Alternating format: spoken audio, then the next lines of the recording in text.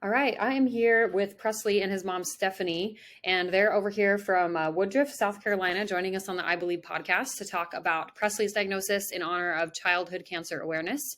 I'm actually going to bring Presley on pretty quick so that he can introduce himself and tell you guys a little about his journey with this diagnosis. So, Presley, give me just one sec to unmute you. Okay, so my name's Presley Jackson, and I was diagnosed with ocular melanoma in December of 2018. Sorry. And at the time, it was confusing, and it was kind of like shocking. Like you had to take a second for it to sink in. And I think really it's just now sinking in, and I'm beginning to understand and like reevaluate and I guess live my life like after this weird 3 or 4 year gap that's been in between. And now 2021, I'm using it to, I guess, spread awareness to ocular melanoma, childhood cancer, and really using it to put my voice out there on YouTube and every other social media platform. So it's really, I guess, helped me find a footing and like an awareness for it. So thumbs up. I think that's so amazing. And just Presley, like, I mean, having been kind of following your journey as you've started sharing more on social media, it's been pretty amazing to see like just how empowering it is for you to start sharing more and to start being more aware. So like, how would you say, or when would you say that shift happened? Like that you became more aware of what your diagnosis was and kind of what that entailed?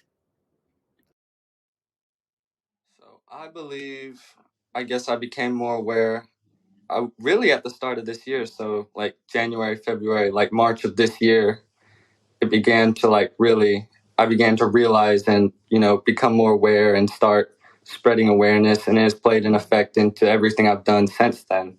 In the last 5 or 6, 7 months of my life, I've been, aware and, spreading it and using it in every aspect of my life, from school to sports, social media, every part of my life.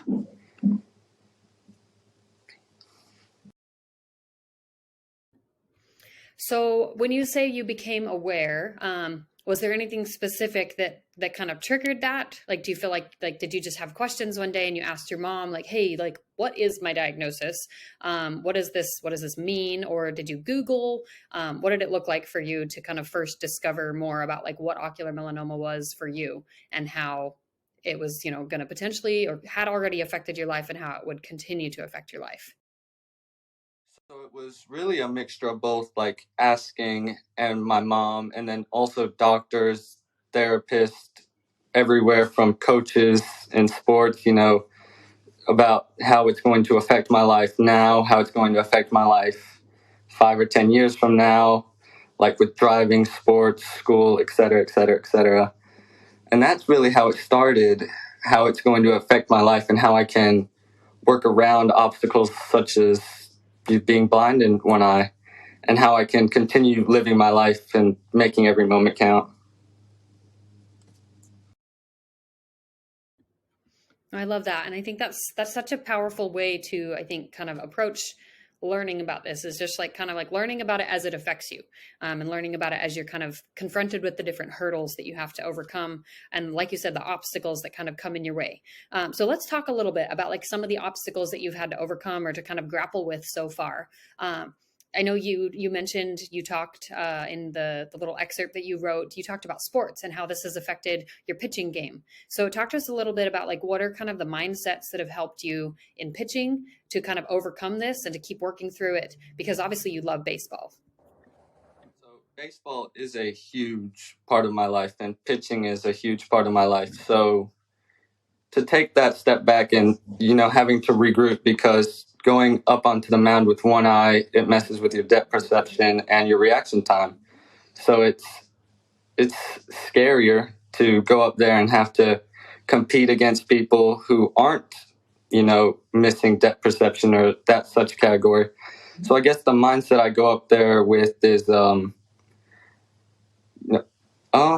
I guess like make it count, and nothing is impossible. Like people like to count people out and, you know, say the odds are against you, but I believe the odds are never against you. And I guess I'm living proof of that. Like, I was told 2 or 3 years ago that I wouldn't be able to pitch, and if I had to pitch, I would have to wear like a helmet to go up there and pitch. And here I am 2 or 3 years later pitching in huge games that mean a lot to people and not having a difficulty doing it or like the odds against me. So yeah, the mindset that nothing is impossible. I love that. Okay, so let's talk a little bit about school. Tell me, kind of what does school look like for you now? Obviously, you're in high school. That's kind of an important, I feel like it was an important period of time in my life. So talk to us a little about what has high school looked like, you've basically gone through your entire high school career with this diagnosis. So tell us, what started out and maybe what was difficult and what has changed since then.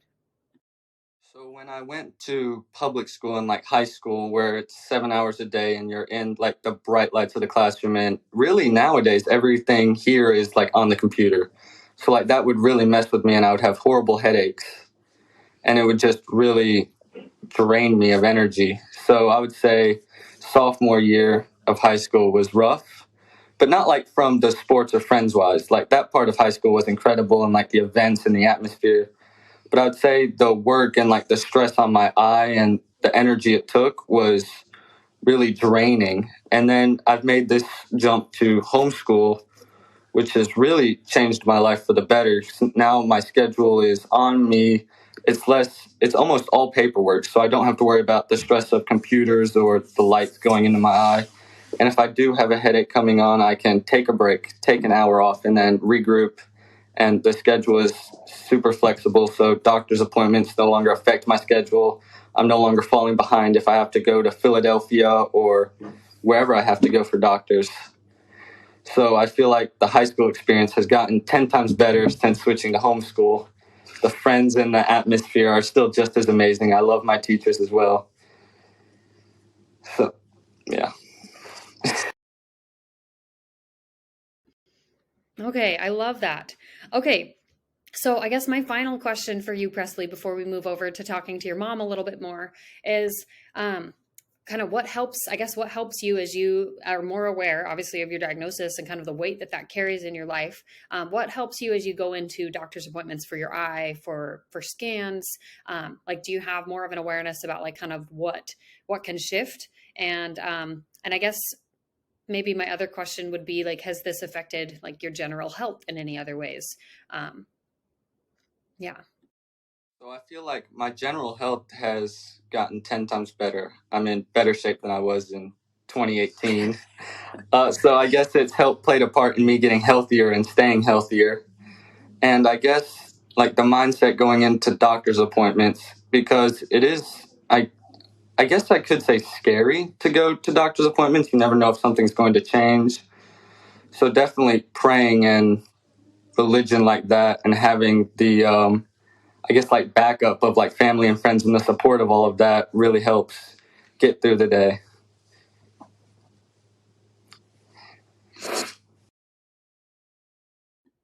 I love that. Okay, well, Presley, seriously, it's been so amazing seeing how much you've grown as a person, and I love seeing what you're doing. And I'm going to throw in one extra question in here. You mentioned that you feel like really strongly about spreading awareness now about your diagnosis. So can you maybe tell us the top three things that as a high schooler you're currently doing to help spread awareness about ocular melanoma in your way? So I feel like going on social media and saying that this is like a cancer that is real. It's not like a fake thing, and it's super rare. So to spread awareness that way on social media and platforms like that. And then in sports, like I have armbands and cleats and stuff that has the ocular melanoma and the Cure in Sight logo to spread awareness when I'm on the field talking to people. And in school as well, I do a lot of work in school spreading like the awareness for ocular melanoma and like talking to people about it, and in doctor's office and stuff like that. So spreading the awareness in every category.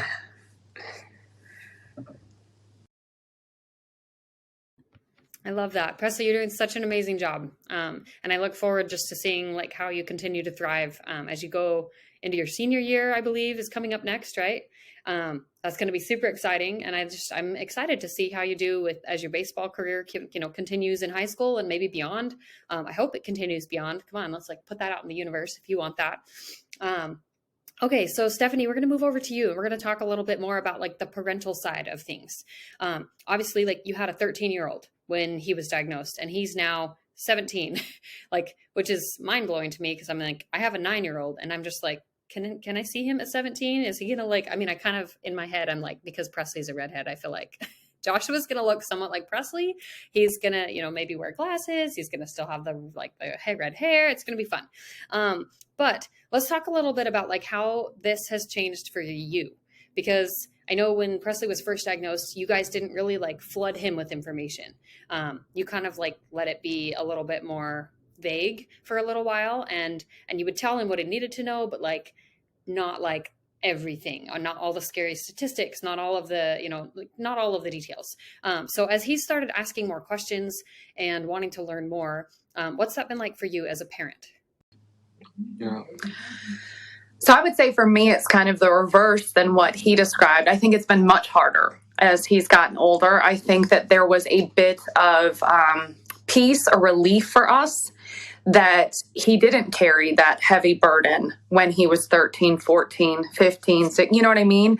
I feel like it's a lot to carry. And we all decided, from his immediate family to our extended family, who had obviously looked into what ocular melanoma was, the statistics, that just was not something that we really focused on. And we did. We purposely kept it vague and we kept it really positive. And he helped in that. I think I said the last time that one of the blessings I'm super thankful for is that kids are really resilient, and kids, they believe they're superheroes and can make it through everything. And that's amazing. And I wish that would always stay for everybody. And as he has gotten older, on my perspective, one of the reasons we were so apprehensive to give him a phone, it wasn't because he's not responsible. He's a very responsible person. It was because the phone opens up social media. It opens up these different things that, we knew it was time. He didn't have a phone until he was 14. And even at 14, he only was allowed to have Instagram. He didn't have anything else. So it was just within this last year, he was allowed to get a Snapchat and the YouTube to do some of his videos and the Polaroid Project. And I didn't love the idea of that. I still sometimes don't love the idea of that, because then it was, he was able to research a ton. And I just worried that you can get caught in that loop. You can get caught in, everything that you read. And I think that he's done an amazing job. And I probably need to learn from him that he's done an amazing job at kind of keeping that in check and understanding. And I think on the other side of that too, we've had to answer a lot of questions. People around us, loved ones, close family members, maybe they looked it up for a second, but they always seem very confused. We often get the question like, why isn't Presley rung the bell? Isn't Presley in remission? Because the childhood cancer cases around us that our schools are unfortunately so familiar with are kids who, go through a period of time of treatment and thank goodness come out the other side and ring the bell, and you have these celebrations. That's what our school and our network of people were used to seeing. So they don't really understand it, and they don't understand why he's always getting scanned. And we've heard comments from, I heard somebody say to a friend of a friend, like, why is she still continuing to post? And I don't think that they meant it mean-spirited. I think they just really didn't understand that we're still getting scanned every 3 months. We're still seeing his ocular oncologist every 4 months. We still travel to Philadelphia. This isn't I tell people we're in this long marathon. It was never a sprint. And I think a lot of people just don't understand that.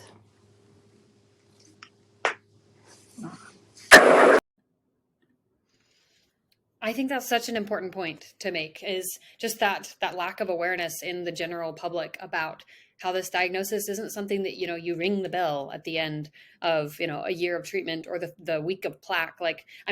Let me be honest. I think we could ring the bell. We could ring the bell and be like, yay, we finished this part. But like you said, like it's like a phase in the marathon.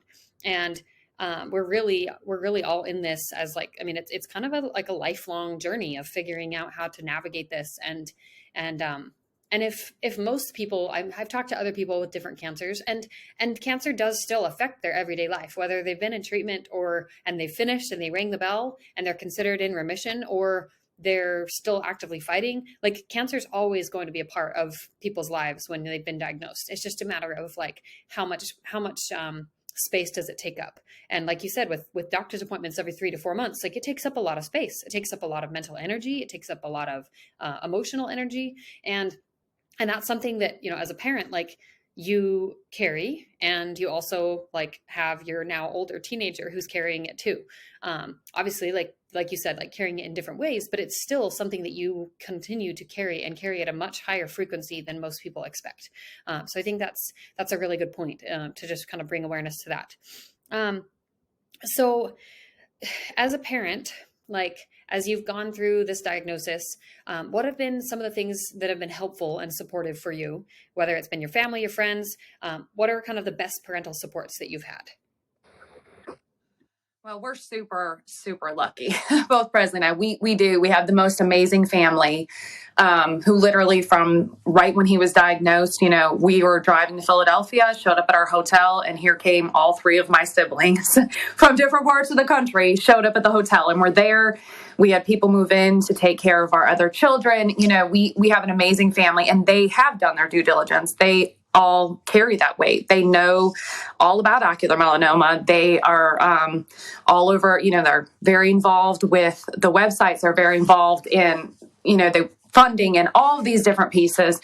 So we're super, super lucky there. And I would really say the different that when he was first diagnosed, literally at Dr. Bergstrom's office, a lady handed me a card, and on the back of it was the Facebook ocular melanoma page. And I'm forever thankful for that card. Through that card, we met, I mean, too many people to name, but you know, that's how we learned about you. That's how we learned about so many people along the way who really, from the start, held my hand and said, go here, don't go here, don't do this. And then I was able to pass that along, because locally, we didn't have any of that. And his team of pediatric oncologists here are amazing. They are amazing. But they were very clear. They were very clear when we, our first appointment. None of them had ever heard of ocular melanoma. They had never treated an ocular melanoma patient. I think they had one retinoblastoma. Am I saying that correctly? Maybe one that had come through the entire practice in all these years. So they were learning along with us. So luckily so the way it works for Presley is when he goes and sees, whether we're seeing Dr. Shields in Philadelphia or when we see Dr. Bergstrom, and we've got Dr. Sato involved, everyone develops this new plan that gets adjusted every 3 to 6 months that then go to the oncologist here, and they kind of follow suit. So we've had amazing doctors, but that can be frustrating too, because I think we often feel like guinea pigs. You know, we often feel like, God, are they gonna know what to look for? You know, when I read your stuff, you know, are they going to know? Are these doctors that are local, that aren't as familiar with this, are they going to know what to look for? Are we going to know?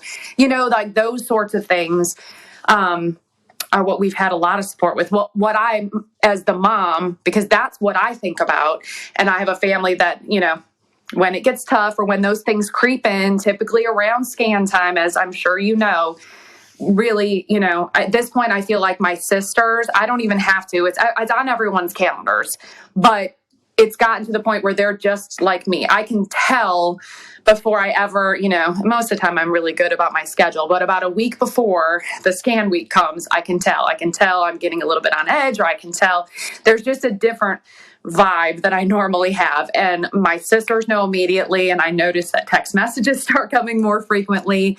I notice things with Presley, like we all just rally during that time. So we're so lucky there. Yeah, that's my answer. Okay, so let's talk about the flip side of that. Obviously, you guys have been on this journey for almost 4 years in the pediatric world. And like, I mean, smack dab in the middle of it. Like, I mean, I think it's it's probably a totally different thing. I know we have Arjun across the world in the UK who he was diagnosed at birth, and I can't even fathom that. Like, that's absolutely insane to me.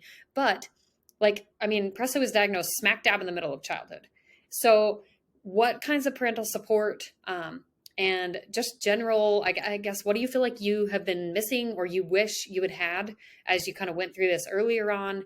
And or what would you advise other parents who are kind of smack dab in the middle of this? Like, what would you tell them to pay attention to kind of let go, those kinds of things?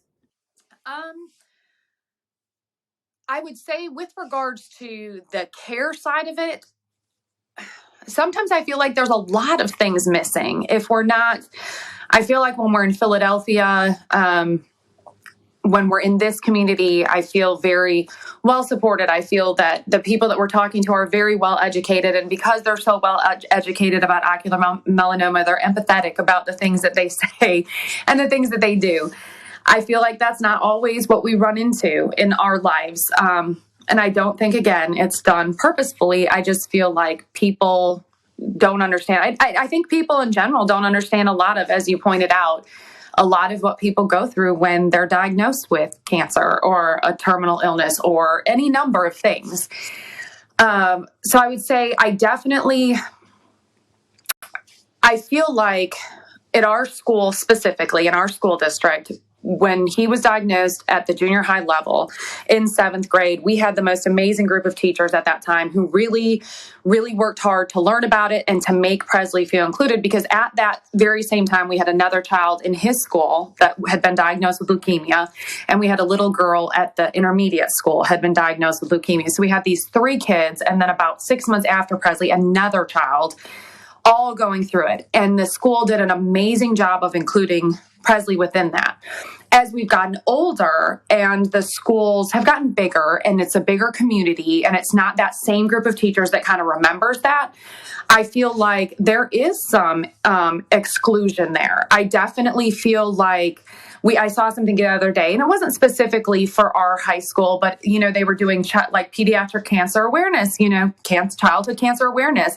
And we weren't reached out to because I think it just kind of gets missed. And I feel like that too, something as simple when right after, I think it was 2 or 3 days after Presley was originally diagnosed, I was sitting on my porch and I got a call from somebody with Make-A-Wish. And I was livid. I was livid. And of course, Presley, being like a kid, when I told him about this afterwards, he was like, "What? Why wouldn't you have just said yes that day?" But I was like, right. I don't want to be a parent that gets a call from Make-A-Wish. I don't want that. Like, it was just too much. So then as we went through the treatment, and again, you know how this goes. For us, what that looked like was 27 days in Philadelphia. And having our kids and everything it entailed for us, it was just crazy, just this crazy lump of 6 to 8 months. So we were at like that 6, 8, 9 month lump. And I reached back out to them because at that point in time, we were like, we kind of caught our breath. And I got a letter back and they were like, "Well, we looked into ocular melanoma and he doesn't qualify." And I was like, really? And that's something like so minor, but it's those sorts of things, like as the person front row seeing what you, as well as every other child I've had, we go into clinic. We're literally there monthly. We go to these appointments every 3 months. We watch women holding their children with no hair and they're getting their chemo. We watch kids. We see the signs on the walls of kids that don't make it out of that. We see all of that. That sucks for all of us. That sucks for you. That sucks for us. We watch, even watching someone like you, like it's very hard to see your updates and think, dang, you know what I mean? Dang. They're, young. How is this happening? And see that there's little funding and we'll go to something. We try to attend as much as we can, and we'll go to, there was something not that long ago with regards to leukemia, and they had raised something crazy, 30,000. It was amazing. And it was just incredible. And we both talked about it. And I was like, dang, just imagine if we could figure out a way to do that for ocular melanoma. I just think that the numbers are so small, it kind of gets put in that category that the numbers are so small that the funding's not there.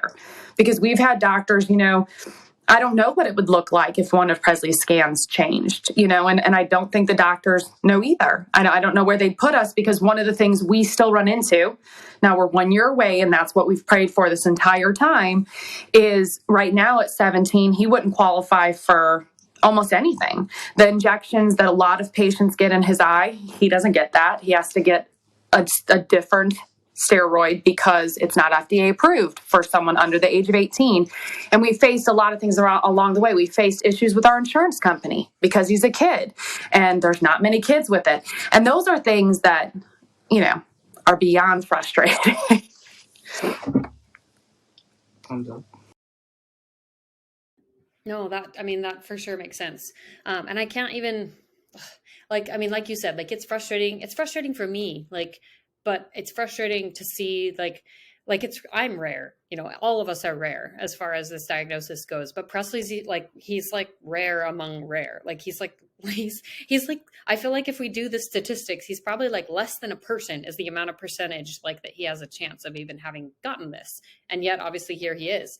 And so I can understand that would be so incredibly frustrating to be dealing with the insurance kind of caveats and all of the ins and outs of that and what that looks like, and to have to kind of repeatedly explain, no, this is why this is necessary to have. Thank goodness you have a good team. You have a good care team of all of these people working together, which I'm sure helps in kind of some of those battles with insurance, so to speak. But to have to continue to repeat it and to be no, we do need this. This is why. Here's all the doctors that say why. And to just not be believed and to not have it stay with you because like you said, there's a lot of people who go through cancer and they go through a year, maybe 2, maybe 3, and then they're in remission and they're in the safe zone and they maybe have blood work or they have scans every year, but it's a much lower frequency and it doesn't take up as much of their time. And so to have a cancer that behaves so differently and to have to be on watch for that as a parent, as a family, it's a full-time job. It's an absolute full-time job. And so, I think, like you said, I think leaning into those kinds of supports that you do have, but I think calling attention to some of the things that are missing, that's a huge thing to me. I sincerely hope someone who has a connection with Make-A-Wish will share this with them and point out hey, no, this was not okay. Presley, whether or not he is actively has active known disease is irrelevant here. He's a child who's gone through cancer. Sorry, Presley, I know you're not a child anymore, but you know what I mean? At 13, that would have been amazing. That would have been such a unique experience to be able to get to do something and to pick something that maybe you wouldn't have the ability to do otherwise. And frankly, who cares if ocular melanoma is small and little? That doesn't mean that it affects you differently. I think cancer affects us all in a universal way. And obviously some of the nuances of that look different for people, but I think it just goes to show that you just never know.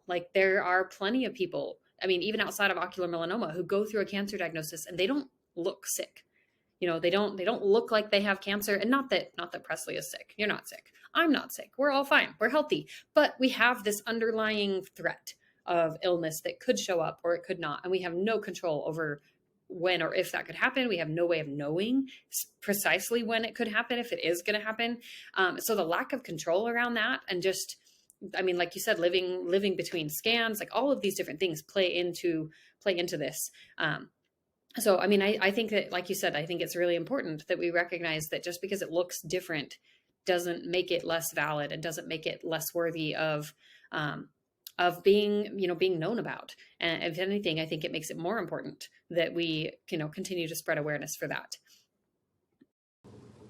Yes, I agree completely. And with that, I didn't mean that to come across that we were complaining, because I think basically the route we were already taking at that time is, okay, there's a reason for all of this. And we talked about this the last time we met with you. I had to regroup because I like controlling a lot of things, and we had to regroup. Our family had to regroup. And we just made the decision with Presley kind of steering that ship that we were going to live it up, that we were going to do all we could to really get the most out of life, which I don't know if we would have, everyone's life we were very much prior to this a family, these 3 boys, everybody in school and sports and running and this. I feel like we were taxi drivers and running, and everything was so fast. And this has definitely caused us to take a breath and to pause and just be really intentional. And I'm forever thankful for that.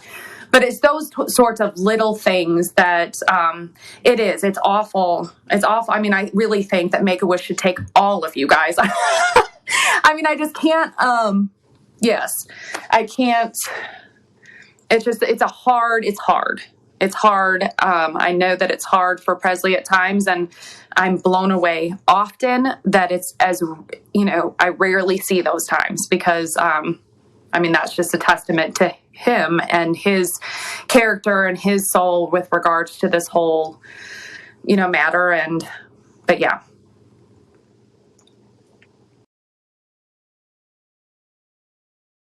No, I mean, I agree. I think just seeing how you guys as a family have tackled this, and just how, like you said, like how you've just approached life, as a result of the last almost 4 years, and the things that become more important. I think those are definitely, those are just important gifts to recognize. They're not gifts we ever really would have asked for in the same way, like to have it happen the way that it happens, but they are gifts nonetheless. That kind of extra presence, the circumstantial desire for being here and being in the now, and to not wait for doing certain things, things that are important to you. So on that note, I actually wanted to shift back and ask Presley something that I forgot to talk to you about. So Presley, your mom has mentioned the Polaroid Project a couple times. And I know I've seen you talk a little bit about it. I've seen your social media. So I wanted to give you a chance to tell us, like, what is the Polaroid Project and why did you start it this last few months? So the Polaroid Project, it feels like a very simple thing, is capture memories like on film. So it's like an initiative to go create memories and then to capture them on film and say, hey, we have all these incredible memories from the past year and the next coming years. It's like turning dreams into memories. Like the quote I like to say is, die with amazing memories, not amazing dreams. So I feel like the Polaroid Project just helps me like make that happen, make it like reality.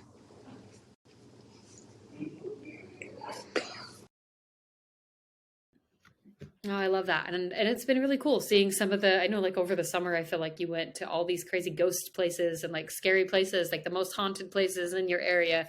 And I'm sitting there like looking and I'm reading and I'm just like, oh, it gives me the creeps, just like seeing some of the places that you've gone. I'm like, oh, I can't even do that, but like, more power to you. But I think that's such an amazing and powerful way of thinking, of just that idea that, like, just don't live life waiting for the dreams to come eventually. Like, take memories now, whether it's pictures or, mental memories, and just to really be intentional, be present with what you do, and how you live your life, and don't put everything on the back burner and wait for it to happen. Because we never have those guarantees. And I think if anything, this diagnosis helps give us that perspective that, like, nobody has a guarantee, at all, whether they have this diagnosis or not. And so just to be able to really be intentional with that. Well, as we wrap up, is there anything else that either of you would like to share? I don't have anything specific. We definitely wanted to thank you. There's several people. I'm going to give Ashley McCrary a little shout out here. When in the early, she was one of the first or second people that had reached out to me amongst a whole bunch of people that had reached out.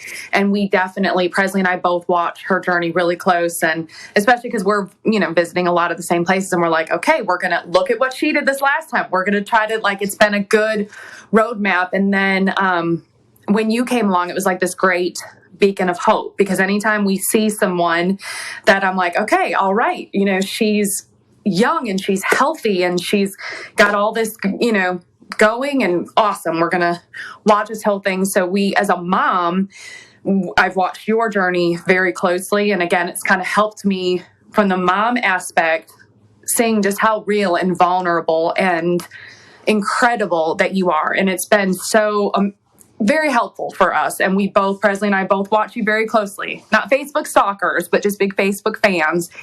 And we appreciate it. We appreciate that. We appreciate seeing your journey and that there's people out there that are getting it out there. Because I really think outside of you and Ashley, and I know there's a few other pages like that, but I think that's important because I take Ashley's stuff, I've taken your stuff, and I send the things that you post and things that you write about that are things I've sat and thought about night after night after night. And I've not even written about, you know what I mean? It's hard for me to get it out there. And I think because it's my child, I don't always want to put that out there sometimes. So it's been helpful. And I've taken things that both you and Ashley have written, and I've sent that to my family members. I've sent that to my closest friends. I've sent that to some of his teachers. And so your words and your thoughts and your feelings have helped create the path that he's on, and people having a better understanding of that. And that's so important. And I feel like there's been several people I could name along the way, but definitely you and Ashley have been a huge one in that, to just help put what I would love to say, but I just haven't gotten the courage yet or taken the time out there, that I've been able to use that so people can kind of understand, what it's like. So we appreciate you more than you know.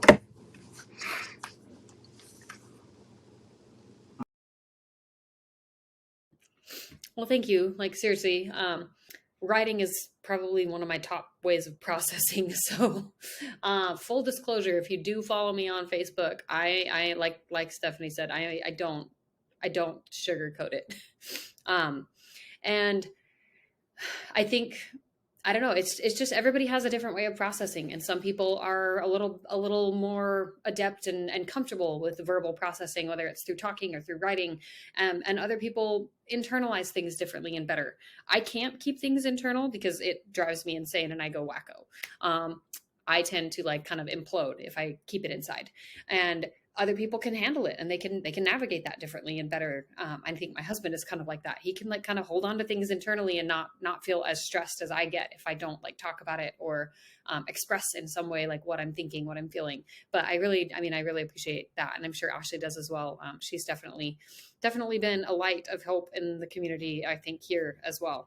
So, well, thank you both for being here. It really means a lot to me to have you guys back and just to be able to talk a little more in depth about kind of how things have shifted this last year or so since we've talked. And I really appreciate you guys just for being a huge part of raising awareness. And I hope you'll continue to just courageously show up in your community, even when you're not initially recognized, and just say, hey, we're over here too. Don't forget about us, because I think that's what happens. That's why something like breast cancer became as commonly known as it is because more and more, obviously, people were getting diagnosed, but also people just kept talking about it. So, I know it's hard. I know it's sometimes it's discouraging, when you feel well, people should be aware. They should know, okay, yes, it's been 4 years since he was diagnosed, but he's still a cancer survivor, to want that. And so if you're not getting that awareness, if you're not having those kinds of pieces happen in your life, or anyone listening, don't be afraid to go after it. Advocate for yourself, whether it's in the community setting, in the doctor setting. I think that those are powerful things that we can do. So anyway, thank you both just for being here and for taking the time. I really appreciate it. Thank you for having us. We appreciate it. And we're always rooting for you. Always. Always.